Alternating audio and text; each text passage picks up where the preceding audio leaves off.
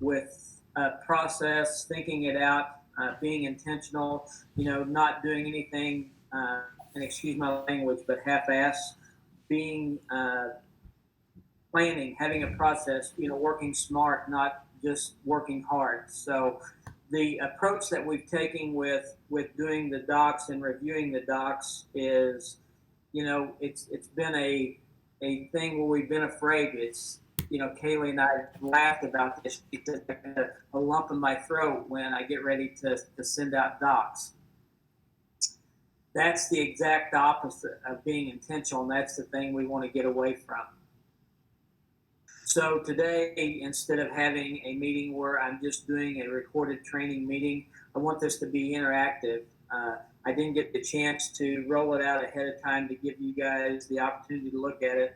You guys deal with it every day. You talk with customers every day. So if there's things we need to change, I want to hear that. If there's things that you feel like may not work, I want to hear that. But on the other hand, I don't want you to not try it just because you think it won't work. Sometimes there's things that we do in life that we've done it a certain way for so long, or maybe just fear itself keeps us from doing it. I don't know how many times in life there's been situations where I've hesitated to do something because I'm afraid or concerned it won't work. And then when I try it or do it, guess what? It works. And not only does it work, it works really, really well, and the outcome is much better than I anticipated. So, again, I don't want a knee-jerk reaction when I go through some of this that you say, whoop, I don't think this is going to work. And if after thinking about it, if you think it's not going to work, then we'll change it. I'm not locked into anything. Like I say, the approach we've taken with the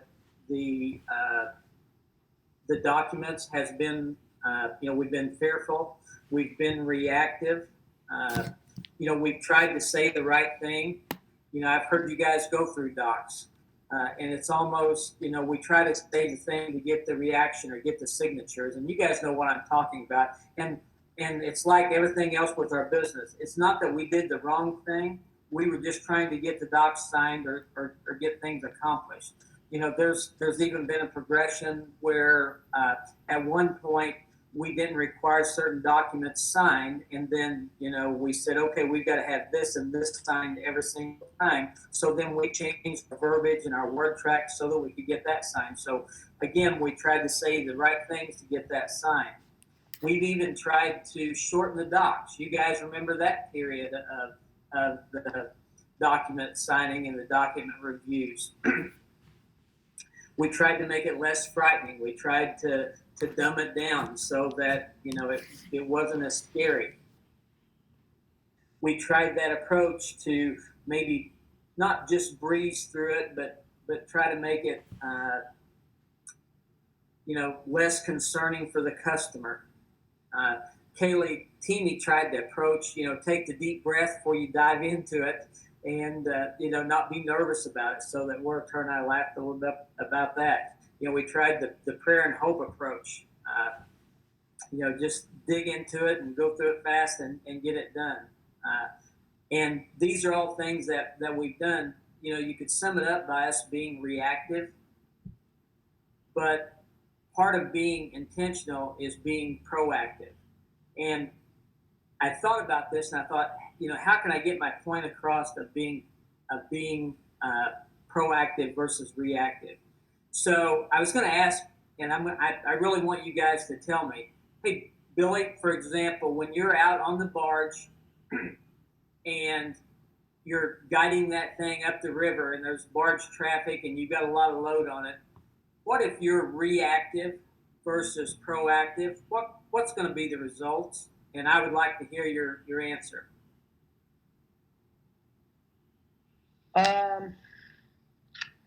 I'll probably hit things. Yep. What else?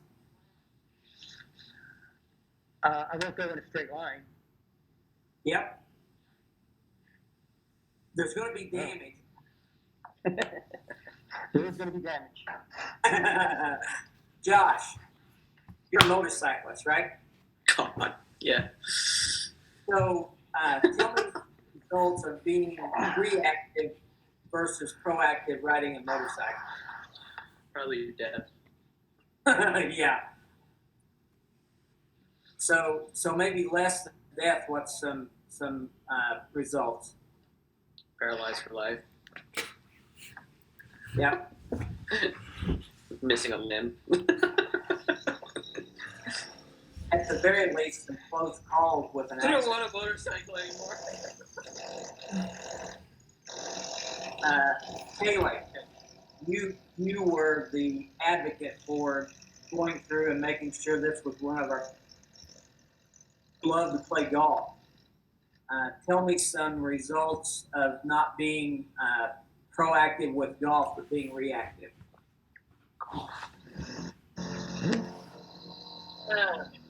Well, I'm reactive with golf. I'm just going to be playing worse. I'm like not being proactive and trying to learn and like pay attention to the small things. Then I'm just going to overcompensate and do honestly way worse.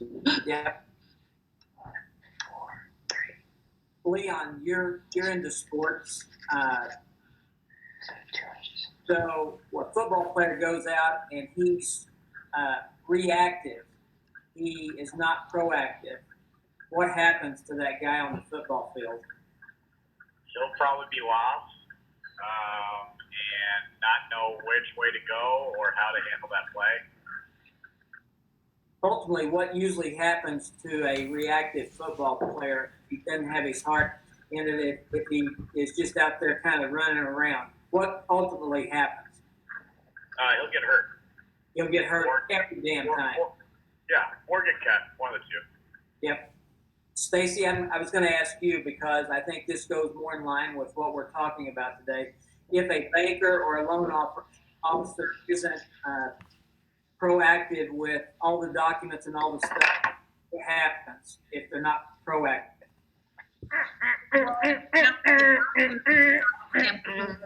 It's really you.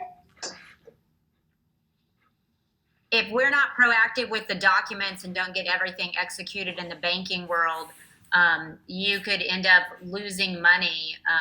The company could end up losing money because somebody takes you to court or something like that. So you have to be pretty spot on in making sure you're getting everything done.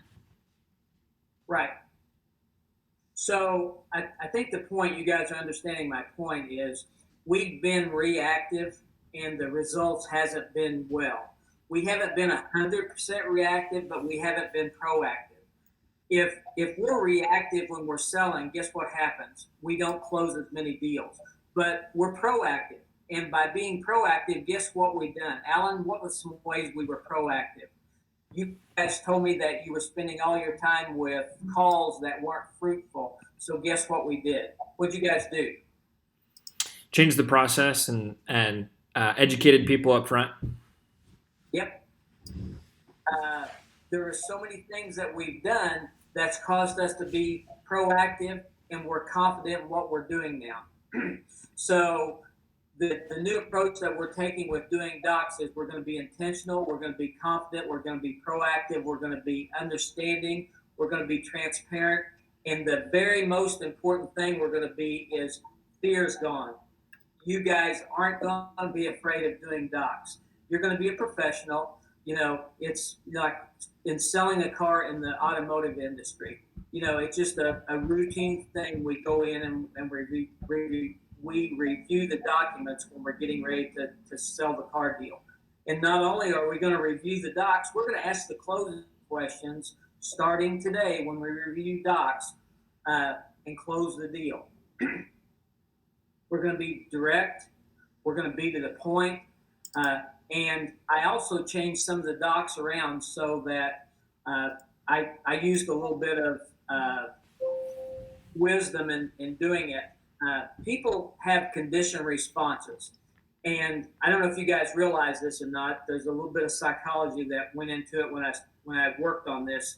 Is if I look at you guys and stick my hand out when I meet you and say good morning, what's the two things you're going to do just out of habit or out of a condition of a human being? You're going to stick your hand out and you're going to say good morning, right? If I, in this meeting, talk too much or am not keeping your attention, what are you going to do? Quit listening? Guess which document we're going to review the last when we're doing our document review? The promoters agreement. So we're going to be very intentional. We're going to wear them out with all the other documents talking about everything. And when we get to promoters document, guess what? They're going to be tired. And they're probably not going to want to spend a lot of time listening. So there was, besides us being intentional, there was some things that, I know from the car business that we're going to do. But one of the other most important things that we're going to do is I'm giving you guys a roadmap. I'm giving you guys a process. Just like Alan and Josh did with the sales process, guess what? You guys feel confident. You know exactly what to do when you are doing the sales process now, right? What if I told you guys I wanted you to go to Kikino Metis Settlement in Alberta, Canada, and I need you to be there in 2 days? That'd be freaking awesome.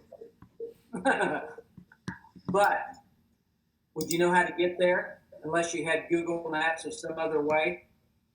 And so I was going to start sharing my screen, and I'll have to do this. But if you look at the directions to get to this settlement in Alberta, Canada, I got to figure out how to share my screen.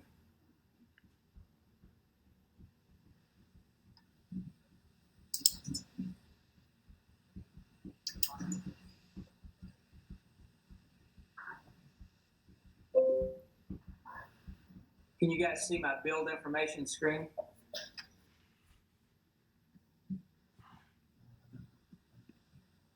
Yes. You guys see my?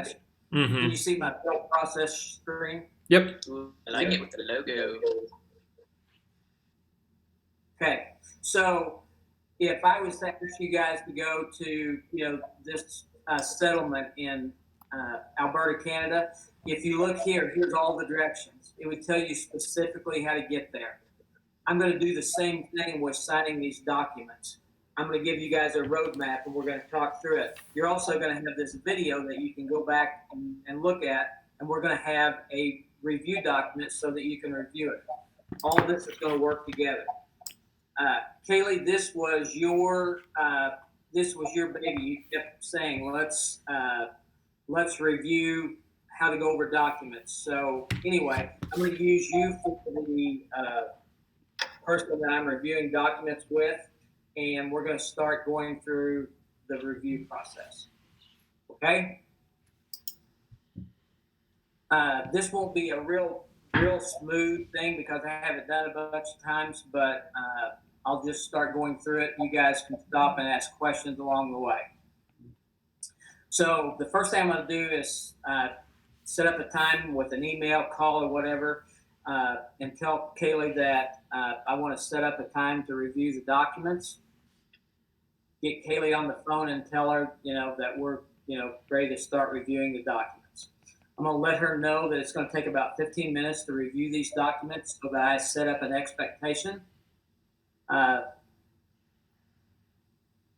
Once I get her on the phone, then I'm going to preface that a lot of things we're going to be discussing are things that we've discussed in the past, but I want to make sure that I do discuss them. I was very intentional about going through the design call and getting things just right on the bill sheet. I want to do the same thing with these docs. It's going to make it a lot easier if we do that so that as she's signing them, she's going to understand them. I also want to make sure that she understands the type of documents that she's signing. Some of the documents that you're going to be signing, Kaylee, are purchase documents, just like when you're buying a house or buying a vehicle. These documents are going to have legal verbiage in them, so with lawyer terms, and they're going to seem, they can seem a little overwhelming, but we're going to talk through those so that we make sure you understand them. The other documents that you're going to be looking at are going to be documents, again, that we've reviewed and talked about, but they're going to be educational documents. So they're just going to make sure that there's things that I've talked about with you to make sure that I've covered in important documents or important information that you're going to be signing off on. Do you have questions on that? I don't. Have you bought a vehicle, Haley, or have you bought a house? Do you know what I'm talking about when we're talking about legal verbiage and those type of documents? Yes, I do. Okay, so you get what I'm saying when those documents can be overwhelming. Yes. Okay, so I'm going to stop because we're doing a training video. Guess what I'm doing? I'm getting Kaylee involved. I'm getting commitment. I'm asking questions, and she's being a part of this conversation, right? I'm getting a commitment. I'm doing little commitments. So Kaylee, are you ready to get started? Yep, let's do it. Okay, so the first document that we're going to be looking at is the bill process. Can you guys see my bill process form? Yes. This document, and guys, again, this is a training session, so I'm going to be stopping and talking about the form as I'm presenting to Kaylee, but I'm also going to be educating you on what we're doing. So Kaylee, this document outlines the bill process. There's lots of people and lots of steps involved prior to the van being built. And even after it's completed, there's quality inspections and a lot of quality checks. Like when you have a house built, there's a lot of work that goes into the building of the house, such as with concrete work, contractors, such as electricians, plumbers. They never actually contact you personally. Your builder talks to you. So there's a lot of work that's done that you never communicate with the person actually doing the work. Your contractor communicates with you directly. That's how it is with Van Do It. You know, you've got the guy that works on the insulation, the guy that works on the wiring, and you've got production that does different steps, and you've got accounting, and you've got a whole bunch of different people working on it. For example, once you sign these docs, I'm going to send those to Ted, our sales director. He's going to review and sign and approve all the documents and approve the deal for commissions. Stacy's going to get the documents. She's going to look at all the documents, audit the documents, make sure the signatures are there. She's also going to review, and because this is a vehicle purchase, remember, I asked you, have you bought a vehicle? So you know you're buying a vehicle. So she has to look at all those vehicle purchases, make sure that all the information is there for titling. You're also maybe doing financing, and if you're not doing financing, there's still titling, so you've got to do the banking guidelines. Then the deal has to be set up in accounting, and then commission has to be paid out in about 7 or 8 different departments, and then the deal has to go over to Shana to be approved. So there's a lot that goes on behind the scene that you never ever see. So it's a lengthy process, and what people don't realize is that for that period of time, whether it's 10 months, 12 months, or 14 months, there's a lot of stuff going on behind the scenes that we may not need to contact you, but there's stuff going on. But there will come a point in the build where we do need to contact you, and Shana will be your contact. Have you met Shana, or has anyone introduced you to Shana? Haley? No, I've not met Shana. Okay. Well, you'll be introduced to her, and she will be, as the example I use, your contractor in this situation, getting your build approved and educating you on that process. Do you have any questions on the build process? I do not. I totally understand. Okay. So again, I absolutely over communicated. You guys can put information that you feel is important in there, but guess what you just did? You over communicated, you took control of the situation, you asked questions, you closed the deal. This is going to take a little longer than what you have been doing in the past, but is the customer going to feel like you know what you're talking about? Are they going to feel like you put Yeah, the pattern? 100%. Hell no. By the time you get down to the promoters agreement, you guys are gonna feel like you're the professional in control, and they're probably not gonna ask near as many questions. This is gonna go a lot faster as we move forward. Ted, one note. I don't know if this is something we want to change in the middle of that doc. It says we're working as many tests, 10 bands per month. That's obviously like way higher now. I don't know if we want to edit that or if it's beneficial too. But what's your thought? Yeah, Stacy is actually making notes for us during this call. So Stacy will make note of that we can update any documents as we're talking. Yeah, I mean that's a super small thing, but it might help solidify us as we're kind of between the eyes with info. The other thing I was going to ask too is we're now communicating more than we did before. You know, there's not as long of a period before production reaches out. So I don't know if this document still holds true or if that's any change we want to make. That would be a good topic, I think, to hit maybe in another status meeting, just because I have no idea what communication they get. Yeah. And Shayna. And so if we're setting That'd be great. I think we're setting postcards out, like marketing is touching base with them on insurance and stuff. Or Stacy might be sending insurance reminders. I'm not sure who, but like it'd be helpful to know that stuff, I guess. Yeah, I really. agree. And So, guys, I want input, but as force processes and stuff, those are all things that we can discuss. The process that we're talking about, reviewing docs, that can fit any process, but so let's stick to this as much as we can. So Kayla, do you have questions on the bill process form?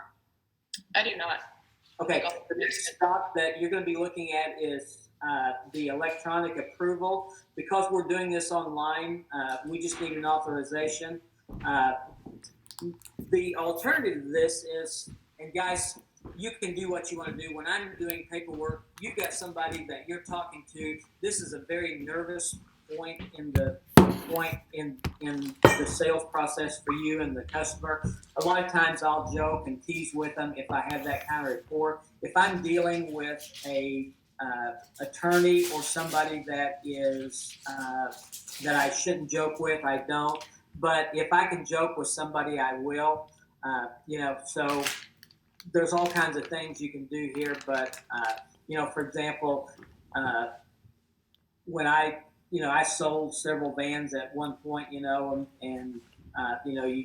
joke, but for example, I thought it'd be kind of funny to tell them that we do have carrier pigeons, that if they feel uncomfortable signing the electronic form, we can use carrier pigeons. So it's their option if they want to sign it. Things like that just lightens it up and makes it really, really funny. Again, if you're serious the entire time when you're getting these docs signed, it's going to make them very serious. If you joke, if you lighten up this process, then guess what? It makes the customer know that you're not nervous. It's not a big deal for you, and it makes them non-nervous, and it makes them That's a feel great like note. it's not a big deal. Okay, Kaylee, the next two documents, they're separate documents, but they work hand in hand. The documents is the liability release, hold harmless, and express the assumption of risk, and the warning sticker, liability release, and hold harmless. Again, these are purchase documents that have the legal verbiage as well as the COVID-19 verbiage. Again, we've discussed most of this content, so it's going to be a little bit redundant, but I want to make sure I go through it with you.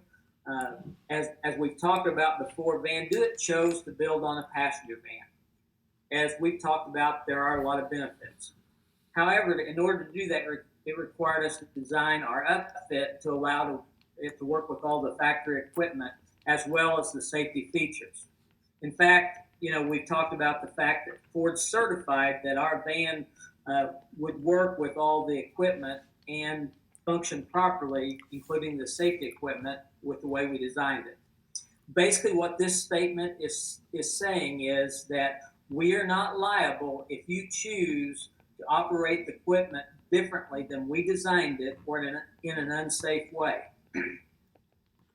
For example, the side curtain airbags, if you stuff a bunch of stuff in there and they can't come down as we designed them to do, or if you use the gear slide in a way that's not safe, we can't be held reliable or can't be held liable for that. So that's what this form is designed to do. And Kayla, you understand what I'm saying? I mean, if we designed it to work properly and then you would use it in a way that's not safe, we can't be liable for that. I mean, that makes sense, right? Yes. So, Hey, Ted, yes. so this is one of those places where I interject humor, where I explain the form as, this is just a form that says van people are free spirits and they do silly things and we're not responsible for anything you do. Ha ha ha. Yeah. But again, I want to get away from this ha ha ha stuff, this nervousness. I want to be very serious here in the fact that, you know, I'm explaining You just told me to be funny. I want to be very intentional here where, you know, we designed this damn thing to work the way it's supposed to work. Ford came in with their engineers and guess what? They said your product works exactly how you say it will work. And as long as these people use it properly, guess what? That's how it's going to work. But I can't be responsible if you don't use it right. And the second part of that is I'm going to put warning stickers on there, and I'm going to put them in strategic locations so that I'm going to remind you. And that's how confident I want you guys to be when you're explaining this. Don't be afraid of it. Don't be scared of it. Don't joke about it. By damn, be intentional. And the thing is, and Kayla, I'm going to get back to you just in a second. The thing is, if you're that confident about it, people won't challenge you. And the thing that I didn't tell you in the beginning of the meeting because I was making my point and it was lasting too long, but the thing that I would ask you guys is, you've all worked for, Leon, you worked for Van Duit the least amount of time, but Josh, you worked for Van Duit for a long time. Alan, it's your dad. Has Van Duit ever done anything scrupulous? Can you ever think of a time when we haven't went above and beyond to take care of a customer? No. Why the hell would we put something in our paperwork that would be detrimental to a customer?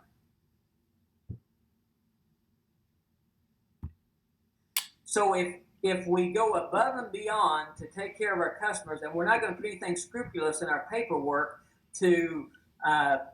for a customer, why the hell would we be scared to go through the paperwork? Paperwork's in our head, guys, not in the customers. And I'm going to show you some stuff in the promoters agreement that I don't even know that you guys have read, that you're going to be going, wow, in a few minutes. So anyway, Kayla, let's get back to this. So anyway, and the second part, the reason I say these two forms go together, Kayla, the second part is a warning sticker, liability release, hold harmless, is that not only have we designed it so that everything works, and as long as you operate it properly, we're going to put some stickers on there that reminds you, you know, this is how you use it, and I'm going to ask that you keep those stickers on there. This is something you can do, right, Kaylee? Yes. Where are the stickers located? They are located, let me just tell you where they're located, okay? That's a damn good question. Very seldom do I ever get asked that. Let's just pretend I have that pulled up in front of me and I have told you where they're at, okay?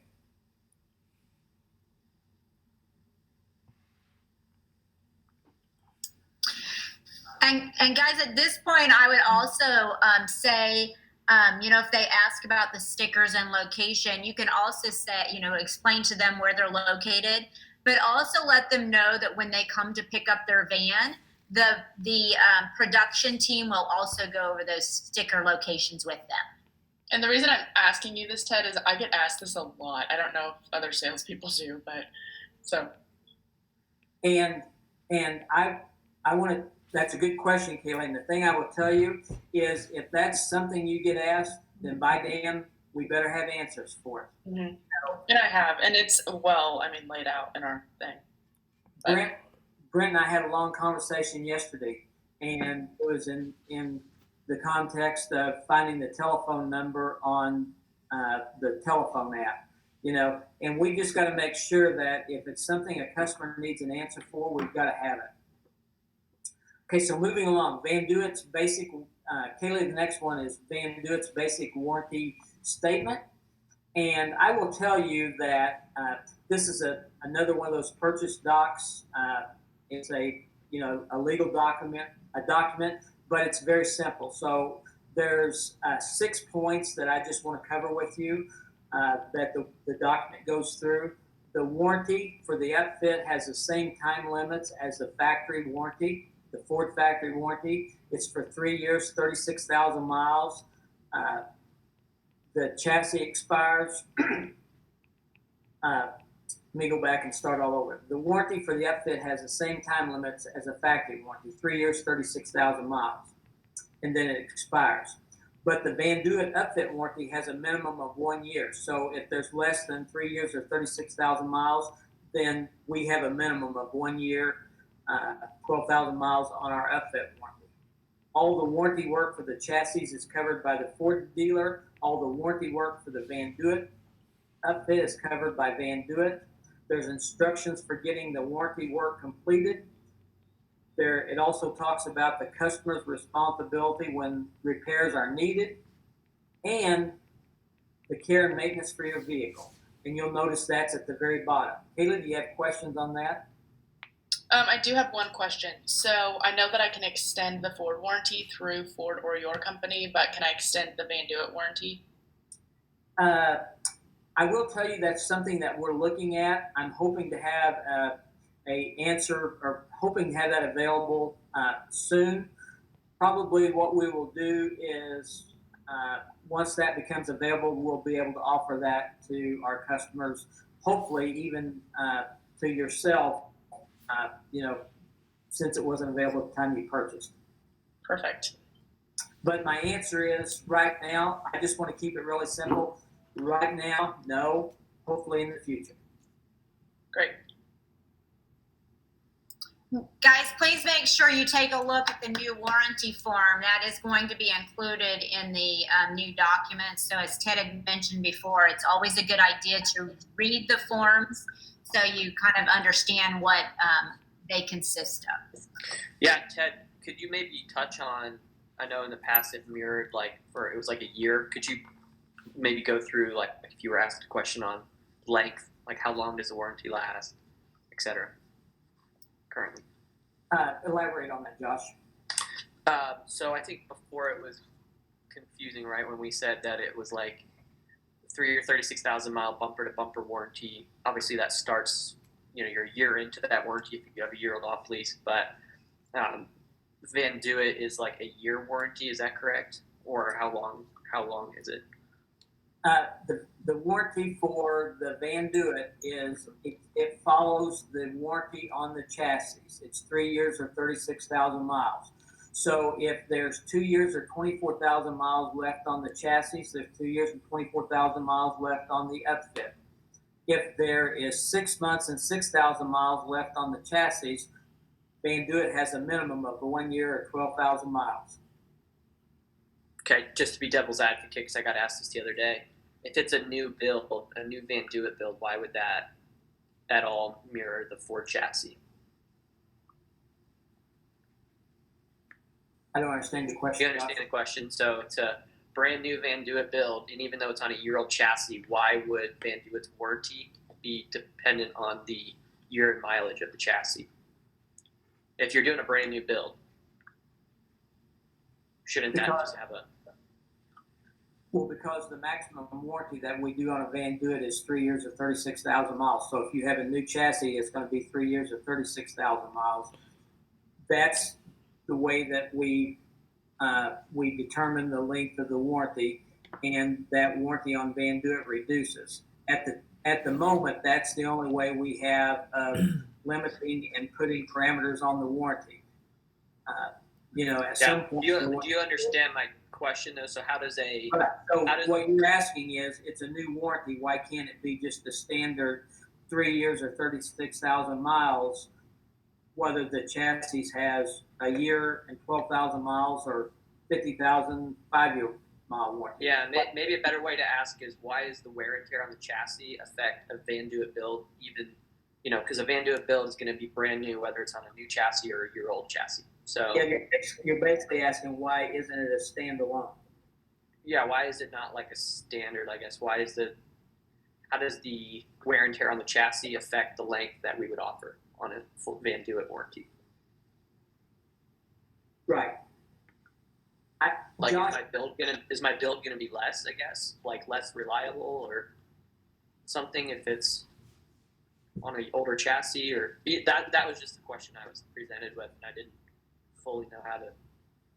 when we started Van Duit, we had to have a starting point and a stopping point for the warranty on Van Duit.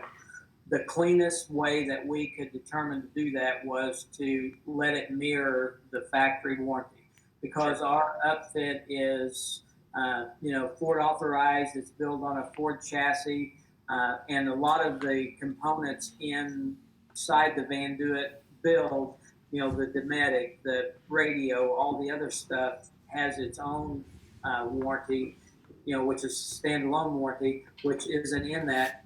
Then we felt like the cleanest way of doing it was to let it mirror the chassis on the vehicle.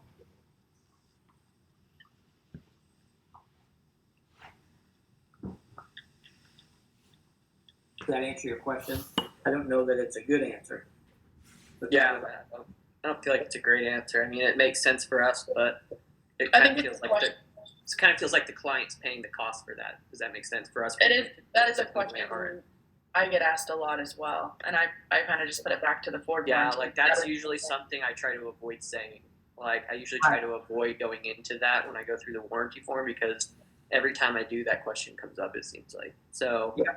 The flip side of that, Josh, is if you go outside those boundaries, then you have to have something that, if we have our own warranty, something that's not governed by like the chassis or already predetermined type of warranty, then we have to have it reinsured, and we have to set up our own parameters and our own reinsurance. So to call it an insurance. If we use an already predetermined, it'd be like setting up. It'd be like setting up a bank. If you want to set up a checking account, you can go ahead and set up a checking account at a pre-existing bank. But if you want to set up your own bank, then you have to go in and set up the guidelines based on the bank. We're doing that by, when we have our own insurance, we set up a corporation or an LLC where we have our own company, we have our own insuring guidelines, and we can do that. But the simplest, most efficient way of doing it was just to set up or just to go with the Ford guidelines. Yeah, which it makes sense on our end. I think I don't know, we need to waste more time, but I mean, people the same way they say, well, okay, a Dometic or an S-Bar or a Max Air Vent, those are exclusions that Van Duit doesn't cover. They have their own warranty separate. Like they're not linking their warranties to the chassis, wear and tear. So in other words, Max Air Vent doesn't have a 3-year, 36,000 mile warranty on a new vehicle and only a year left on a 2-year vehicle, because it's like a separate product. And so it's kind of like the same way you're asking is, okay, well, Van Duit's like a separate product, although you're building on a Ford Transit. It's a new build. It's its own product. So why is that less on a? But anyway, I don't know that we need to maybe spend more time on it right now. But. I think the heart of it was like, it's kind of like what Quigley does. If the van was older, the parts that are the Quigley parts are going to get worn and torn more if it's being put onto an older chassis, which is why That's a good answer. like Quigley would follow the Ford warranty because of that. And I think that's the heart of our build out. The warranty is that there's more wear and tear going to be done on ours. Based on just like it being an older chassis. It'd be great to hit him with a couple examples. Like for example, wear and tear, rattling, or I don't know what it would be, but like is more on an older vehicle maybe, which wears down the X, Y, and Z more. Yeah. Yeah. I don't know. So I Maybe that think just puts worries in their mind that don't need to be there, but Yeah. I think to answer your question, first of all, Stacy's taking notes, so these are things we can answer. I'll get you an answer because to be honest, in all transparency, I don't know that I have a good answer for that, but we can get an answer. The second part of that is I think it's going to be a moot point. Brent is pushing us to get insurance and get that figured out. So, we're going to have a resolve to that as soon as, we get Just that. trying to be proactive, so I stopped avoiding it, Ted. So you're going to have a motorcycle wreck. Yeah. Okay, Kaylee. Moving on.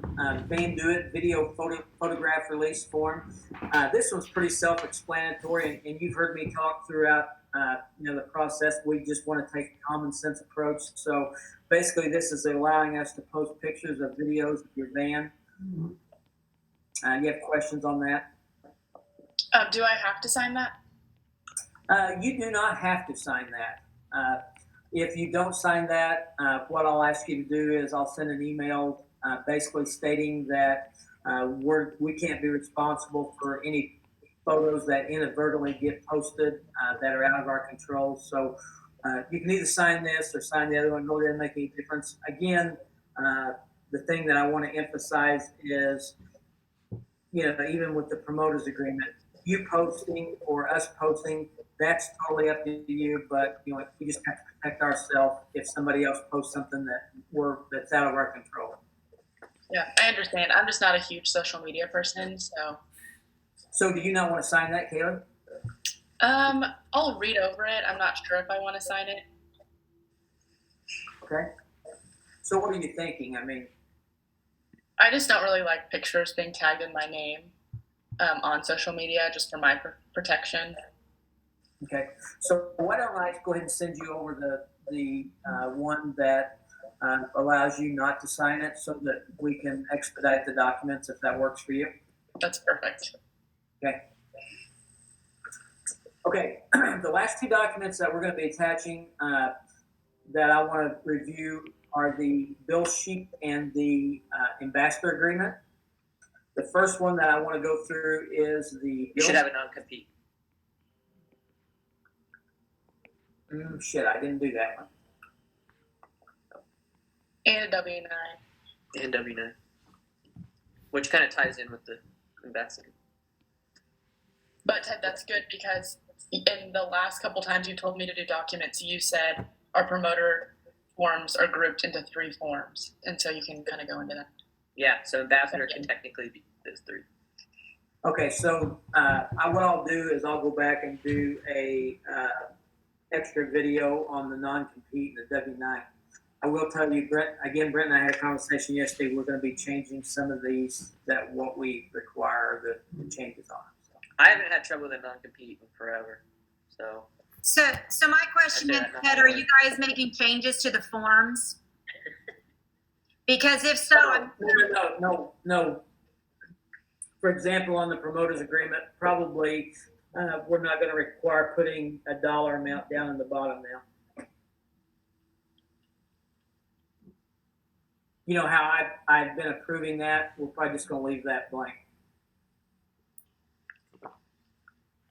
okay, are there any other changes you guys are considering? Because I've been working on these documents for over a week, trying to get them ready to get them on Zoho and get them on Zoho Sign. And so if we're going to make changes, I'm going to stop what I'm working on and use my time more efficiently until we're done. No changes to the docs, Stacy, just maybe docs that we require. So for our knowledge, are we not supposed to be putting a dollar amount? I'll get to that when I get down there, okay? Ted, I think what Stacy's hitting on is like she's trying to make templates on Zoho, so if we're removing a doc, she's going to have to redo all of it if we're moving a doc next week. Yeah, I'll give you an answer to that this afternoon. Okay, I have to jump off the call here at 10 o'clock. I have a call with the client on some financing. So just so you know, if I drop off, I've got to finalize some stuff with somebody. Okay. So you guys were almost an hour into it. Do you want to break the call here and pick up the call for 30 minutes in the morning to do the bill sheet, or you tell me? That might be beneficial because then we can hit all the promoter and build sheet at once, or maybe we hit the build sheet right now and just hit promoter tomorrow. That sounds good. Okay. Can you guys all do that at 9 o'clock in the morning? Yes, I can. I should be able to. Okay, so let's run through the bill sheet just real quickly then.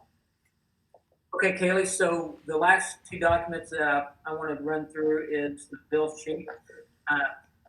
The bill sheet, you've got it pulled up. This seems very simple, but it's very important as far as the customer's information. As I'd stated before, you are buying a vehicle, so this is titling information. So I do want to verify that the name is correct. We've got it spelled correctly. Your address is correct.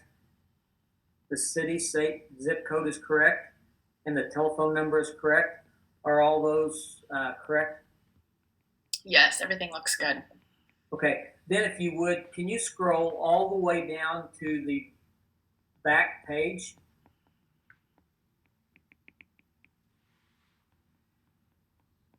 And if you'll notice, there's a statement that says current lead time 14 months, and then it says please initial these. Do you see that? Yes. Okay.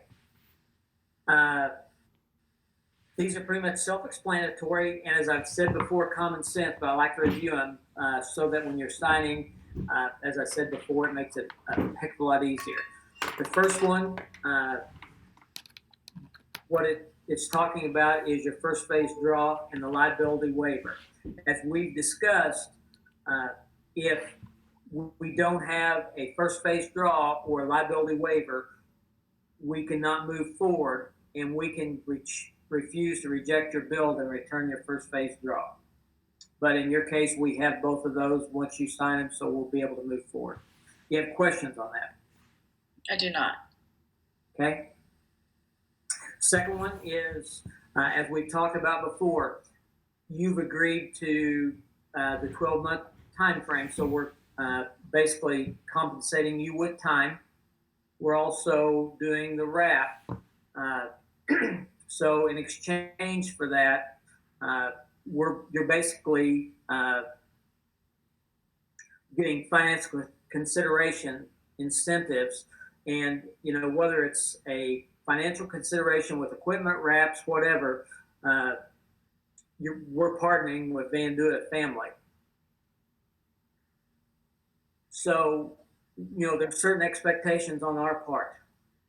It'd be just like you having expectations for us, we have expectations for you. It would be no different than, if you're as a partner with us, if you're driving the van to certain locations and letting it sit out in front of certain locations that we didn't think it should be sitting or shouldn't be at, we might come to you and say, hey, we don't think it should be, you're not representing us very well. There's expectations there. So,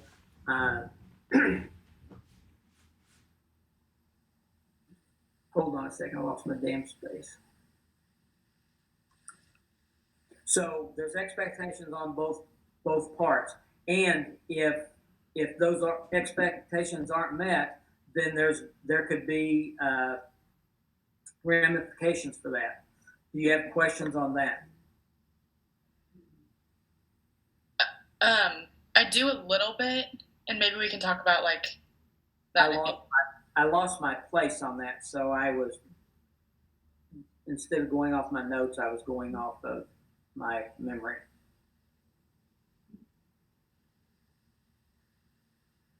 That's fine. You can keep going through, and maybe we can discuss that at the end. No, let me go back, and I've got my notes back up again. So I feel like the word ramification and expectation were. So let me just read that real quick. So we're compensating you financially, whether with time consideration, financial consideration incentives, with wraps or equipment for you to represent Van Duit. We don't expect negative messaging. We're a partnership, a family.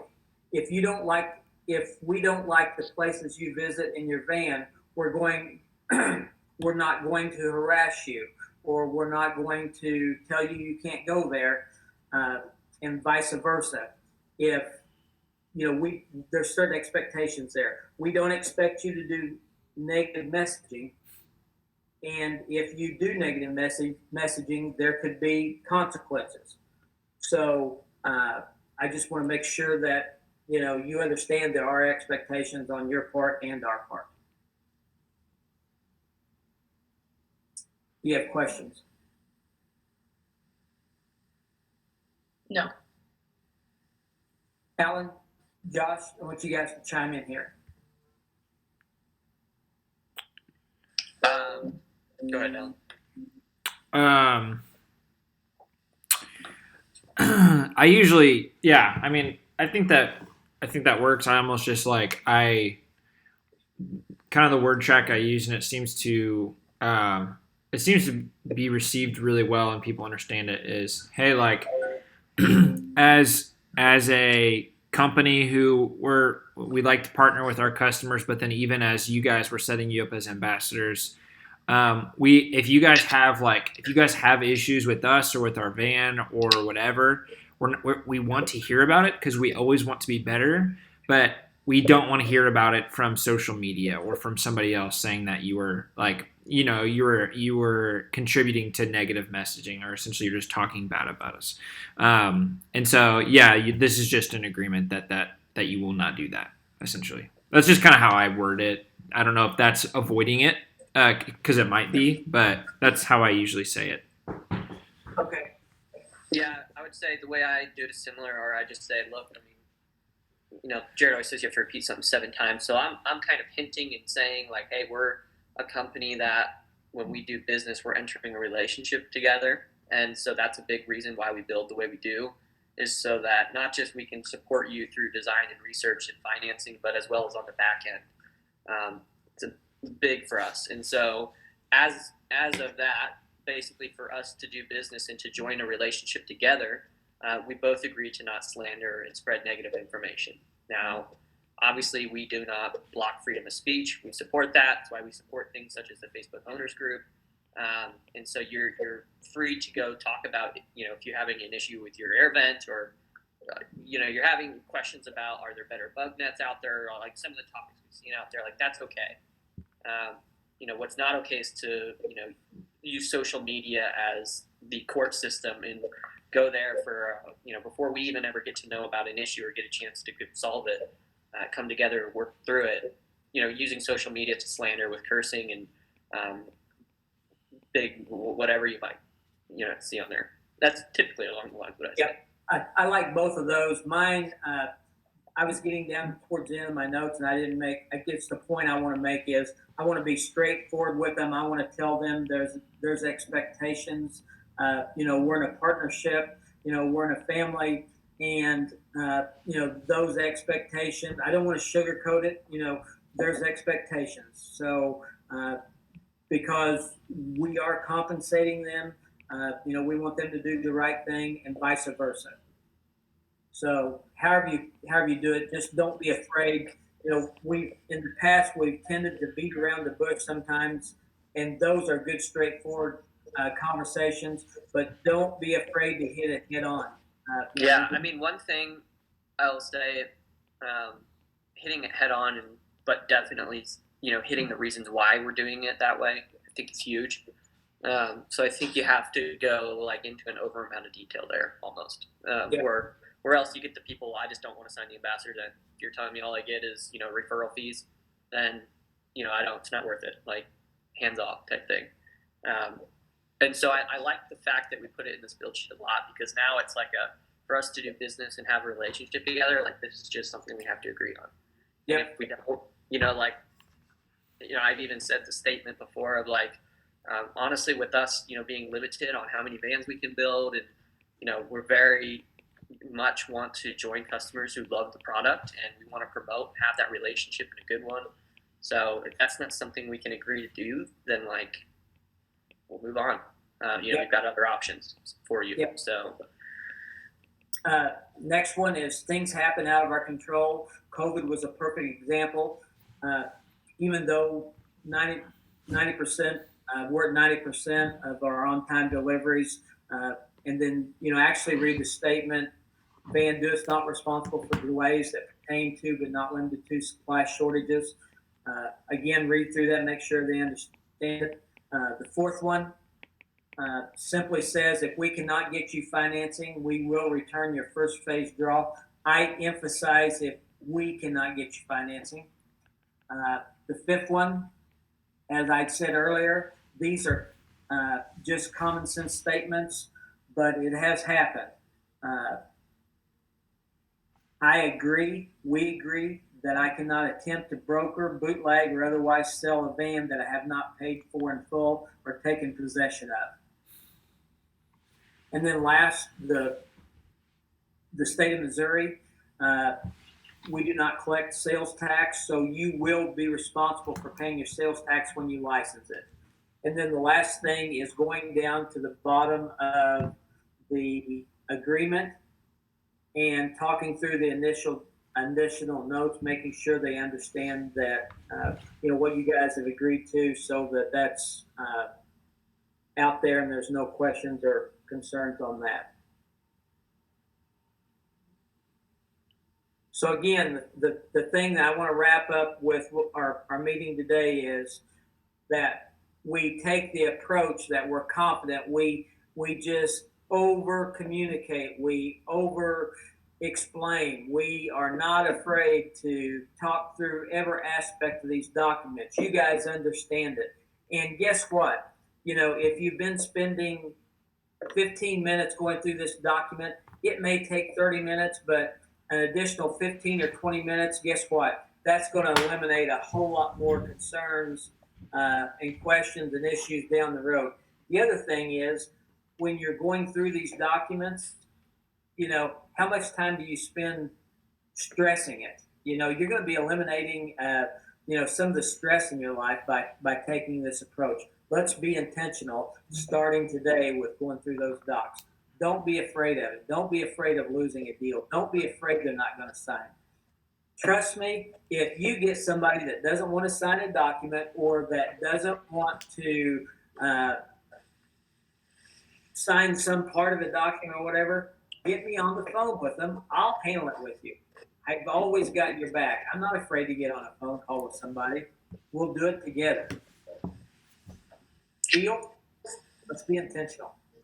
So tomorrow at 9 o'clock, we'll do the promoters agreement and the W-9 and the non-compete. Cool. Good. Sounds good. Thank you. Thank you, guys. Bye, guys. Stacy, thank you. Bye.